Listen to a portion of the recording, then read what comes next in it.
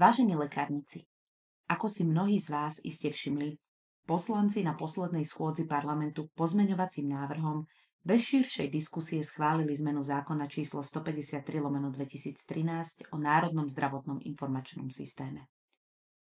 Úprava, ktorá nadobudne účinnosť 1. januára 2025, vo výsledku spôsobí, že pacienti sa nedostanú k elektronickým receptom na lieky a zdravotný materiál plne hradený pacientom. Lekári budú musieť opäť predpisovať takéto recepty v papierovej forme. Radi by sme vám v tomto krátkom videu vysvetlili, v čom nastal problém a aké dopady táto zmena bude mať na pacientov, lekárov a lekárne. Na úvod nám dovoľte povedať, že zmena zákona je už podpísaná prezidentom a preto 1. januára určite nadobudne účinnosť. Najbližšia schôdza parlamentu je naplánovaná až na 4. februára budúceho roku a preto je vysoko nepravdepodobné, že by dovtedy nastali ďalšie zmeny.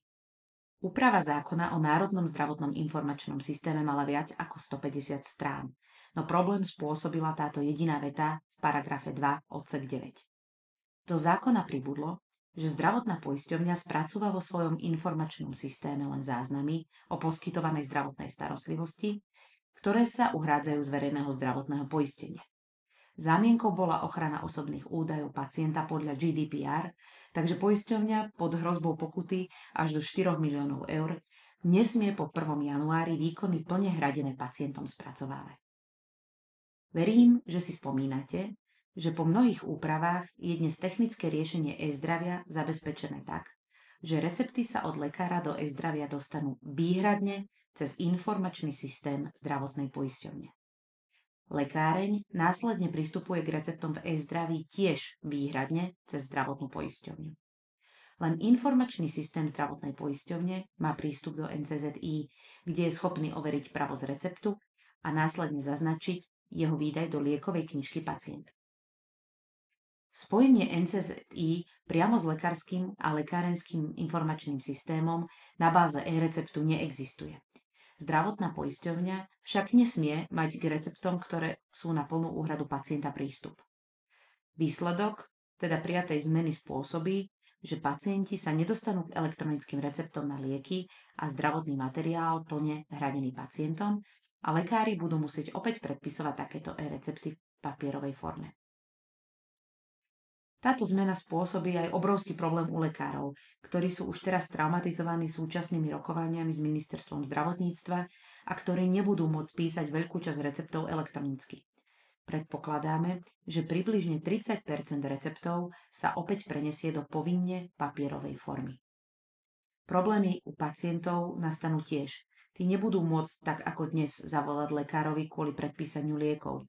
Budú nútení opakovane navštevovať už aj tak preplnené ambulancie, aby si svoj recept mohli vybrať. Toto všetko vyvolá nedôveru pacientov aj lekárov v elektronický systém e-recept, ktorú sme tu 10 rokov budovali a dosiahli, že dnes je predpisovaných až 97% receptov elektronicky. Treba si však uvedomiť, že zmena sa dotkne aj receptov, ktoré už boli vypísané do konca tohto roku.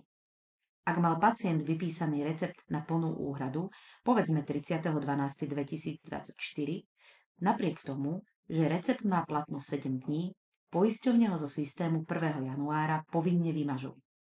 Pacient tak s očakávaním, že má vypísaný elektronický recept, príde do lekárne, ktorá však takýto recept nebude v systéme vidieť a pacient sa bude musieť vrátiť k lekárovi po papierovú formu receptu. Táto istá situácia nastane aj u opakovaných receptov na plne hradené lieky. Poisťovňa aj tieto recepty vymaže, takže sa pri ďalšom opakovaní už v systéme nezjavia. Pacient si musí vyžiadať papierovú formu a celkovo príde o možnosť vyberať si daný liek na opakovaný recept, keďže papierový opakovaný recept nepoznáme.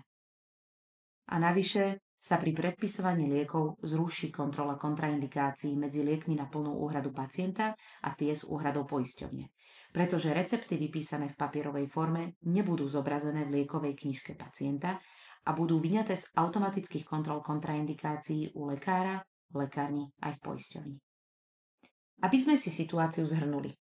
Na základe toho, že lieky a zdravotné materiály plne hradené pacientom sa neuhrádzajú z verejného zdravotného poistenia, Podľa úpravy zákona číslo 153/2013 nemôžu byť od 1. januára 2025 spracované v informačnom systéme poisťovní.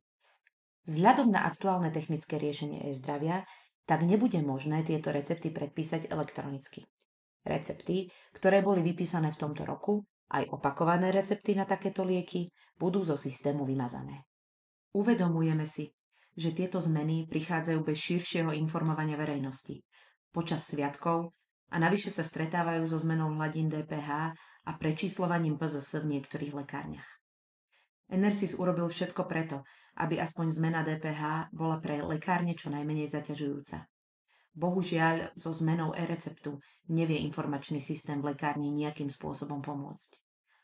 Veríme však, že sa jedná o dočasnú situáciu a 4.2. parlament zákon opäť upraví tak, aby všetko fungovalo ako doposiaľ. Prajeme vám preto mnoho síl do nového roku a dúfame, že sa tieto informácie dostanú aj k širokej verejnosti, aby do lekární chodilo čo najmenej nespokojných pacientov.